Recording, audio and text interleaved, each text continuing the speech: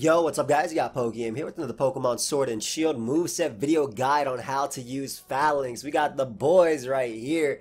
So Falinks is a pretty cool Pokemon. I love its design. It's 6 homies, man. That's so sick, bro. The leader and his boys just messing around and going out there and fighting people. It's such a cool Pokemon, honestly. And its no retreat animation is beautiful, but that's not why you're here. So, we're talking a little bit about this Pokemon and what makes it so solid, at least, whether it be as a niche in OU or as a Pokemon that can put in work in the UU tier, or even in something like Battle Spot, specifically. So we have Falinks here. Its best stats are its attack and defense at base 100 apiece, and after that, below average or around average speed at base 75, and the rest of its stats are pretty lackluster. 60 base special defense, 65 base HP. It does have 2 cool abilities, though one of them is the one you're going to be using more than the other. Battle Armor, which means it cannot be crit, so that's really awesome, and I think that will have a little bit more of a space in like Draft League if you're using Falinks and you're trying to do something other than no retreat. But I mean, it's pretty cool considering its signature move boost all its stats, and we'll get into that in a second. But Defiant is the main ability that I think is great for it, and basically when this Pokemon, one of its stats is lowered by an opponent, its attack is raised 2 stages, so that could be pretty cool. That also worked for abilities like Intimidate and whatnot. If your opponent sets up Sticky Web on you, you get an attack raise as well. So things like that. Mystical Fire, special attack drop, get an attack raise. So that's just something to keep in mind with Falinks. So that's a really good one. But the big thing about this Pokemon is its signature move, No Retreat, gives it an Omni Boost basically. So it's +1 every single one of its stats: attack, defense, special attack, special defense, speed.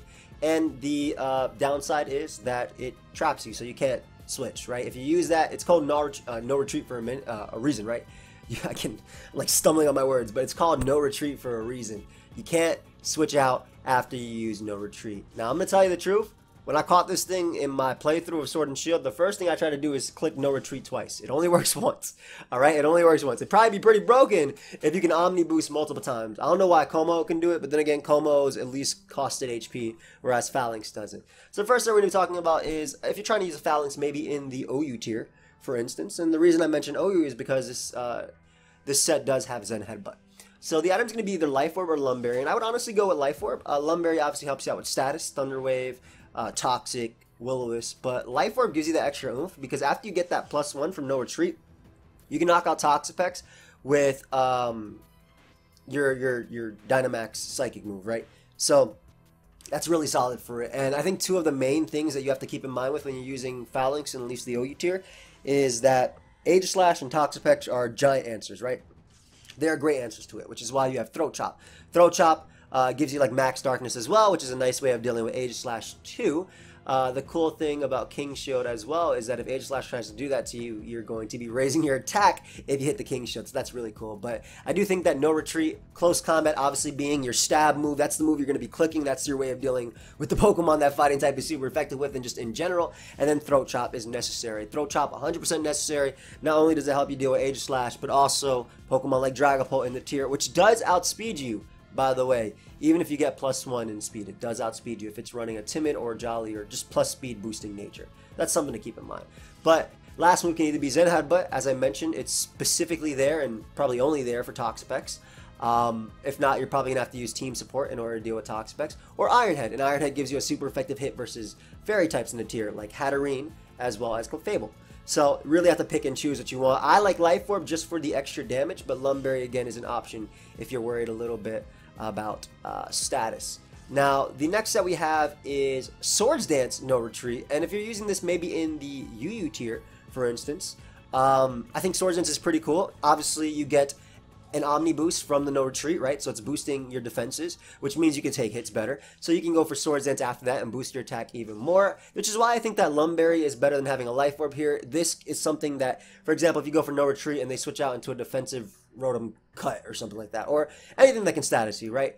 You can go for Swords Dance again as they go for their Will-O-Wisp, your Lumberry, you eat it, and you're good to deal with them. So it's a dual dance, I guess you could call it, Falinks set. Close combat, of course, is your stab move, and then you either have Throat Chop or Iron Head. That's really dependent on you. If you're using this thing in UU, Iron Head helps you deal with Fairy types, obviously, Alcremie. Galarian Wheezing, I think, is an absolute big one.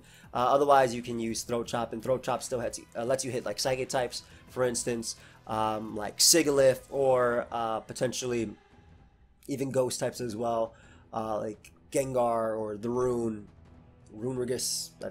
I'm not very good at pronouncing that name. I'm not entirely sure if I'm right when it comes to that. But obviously, it's just a strong hit versus Psychic types too. So you really have to pick and choose if you're using Swords Dance on the set itself. Now, you might be thinking, well, why do I have to use Swords Dance when I get No Retreat boosting? Again, just having the extra oomph to really be a wall breaker, I think is really good. You can break through Pokemon like a Powder if they're like if you're boosting up, right? So that's a big thing. Of course, when you do Dynamax with this Pokemon, you go for Max Knuckle, you do get another attack raise, and I think that when you're using this thing as well, it's best to save your Dynamax for this Pokemon too, just from my experience of using it, and you guys will see in the Showdown Live later today. But it's good to use your Dynamax on this Pokemon because, again, being able to go for those Max Steel Spike and, you know, raising your defense or Max Knuckle and raising your attack even more just makes you even more prominent of a threat. The next set we have is actually not using No Retreat at all, and it's a Swords Dance offensive set. This Pokemon has a pretty good speed tier, whether you use it in OU or UU, and being faster than Bisharp is pretty cool for an OU speed tier, but in UU as well, being faster than Pokemon like Galarian Wheezing is a pretty big one as well, and being faster in general than, you know, stall compositions. Obviously, stall compositions don't run a lot of speed, but like Umbreon builds or like Avalog builds or anything like that, Swords Dance 3 attacks really gives you such a great way of dealing with your opponent. So Lumberry, again, or Life Orb is the option. Lumberry allows you a safer setup on, again, status, or Scald even, or moves like Scald, whereas Life Orb will give you the extra additional power. But Swords Dance, Close Combat, Throat Chop, and Iron Head. Throat Chop, I think, is necessary in the UU tier.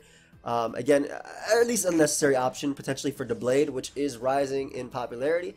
I believe my buddy Hog hit #1 on the UU ladder with the Deblade team, so it is rising in popularity. And the reason Deblade is rising in popularity is because Braviary is a broken Pokemon in the UU tier, which might not even be in UU for that much longer. So it gives you an option. Deblade gives you a nice little option for that. So having Throat Chop and that Max Darkness when you Dynamax just gives you that much better of a way to deal with it. And of course, Iron Head is for those fairies, which will otherwise resist both your Dark and your fighting moves coming out of it. The last set we have is a little bit more niche, but I think it is worth noting considering it has, you know, base 100 attack and pretty strong moves at that. So we have a Choice Band Falinks set, and the Choice Band Falinks is pretty cool because it has access to First Impression. So it's just a strong priority move that I can use. I don't know if you guys saw me use Surfetch back in the day, but back in the day, like it was that long ago, right? It was a couple weeks ago. I used Surfetch, and First Impression allowed me to do massive damage to something like Galarian Darmanitan, because I'd go before them, or even Revenge killing a Hydreigon. But it's just a strong move in general to have with Falinks' base 100 attack, and can hit hard on potentially a faster Pokemon, or even like a Shell Smash Cloyster, or just anything really in the tier that has already set up. Like Espeon even, like just being able to knock them out with the First Impression is a pretty cool thing. Of course, you can only spam that when you first get into the game, but Close Combat is your most spammable move. And then you have Iron Head and Throat Chop. I've already mentioned multiple times. Iron Head for the fairies, Throat Chop for the ghost types that will otherwise be taking your close combats. Jellicent being another big one as well. Now, in terms of teammates for this Pokemon, if you're using setup, whether it be Swords Dance or No Retreat, Swords Dance, or just No Retreat in itself, I do think Sticky Web is very, very, very good as at least support, right? Because Falinks, while it has a decent speed tier, it's not the fastest Pokemon. So having those webs up, very important to allow it to actually be able to outspeed Pokemon. So in terms of giving up Sticky Web for it, Vicavolt's a decent teammate. So is Rabombi, right? Rabombi's probably a more popular one that you'll see in the U tier. I also am a big fan of Falinks plus Obstagoon. Main reason is that Falinks sometimes struggles with breaking through ghost types, even with No Retreat. No Retreat, Throat Chop. So Obstagoon obviously doesn't care about Will-O-Wisp coming out of it because of its Guts ability, and he has Knockoff as well. And they just pair really well together because Falinks also just pummels through the Steel types that maybe Obstagoon doesn't want to deal with necessarily. And Obstagoon also can do massive damage to Wheezing, or Falinks can do massive damage to Wheezing for Obstagoon and vice versa.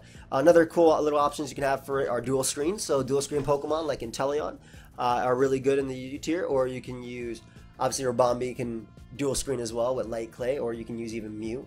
Mew can do that while stealth rocking and U-turning. So those are definitely options. In terms of checks and counters, at least in the UU tier, I think bulkier fairies like Alcremie can definitely mess with it. Falinks is slow, so like, and also struggles with something like, for example, Charizard, for instance. So if you're not running something like Rock Slide, or which a lot of I didn't mention on any of the sets. I mean, I guess Rock Slide is an option if you want to do it, but it's relatively slow even after boosting. So Scarfers can revenge kill it, especially after it takes a little bit of damage, and for the most part, it's gonna have to take damage when it does set up. But things like that, if you're using it in a higher tier, and if it's not running Iron Head, like for example, if you're using an OU and you're running Throat Chop and Zen Headbutt, Grimmsnarl is a pretty good option for it as well. So definitely not the strongest Pokemon, but Braviary as well is like a really big one too, being fast in it with Jolly Nature, and Braviary again being a crazy Pokemon. But still overall a very fun Pokemon. I love its design, I love the theme of it. But yeah, hope you guys all enjoyed, hope you guys learned something. If you did, feel free to leave a like, subscribe. I will see you guys later today with a Showdown Live featuring this Pokemon. So that's it. Goodbye, my friends.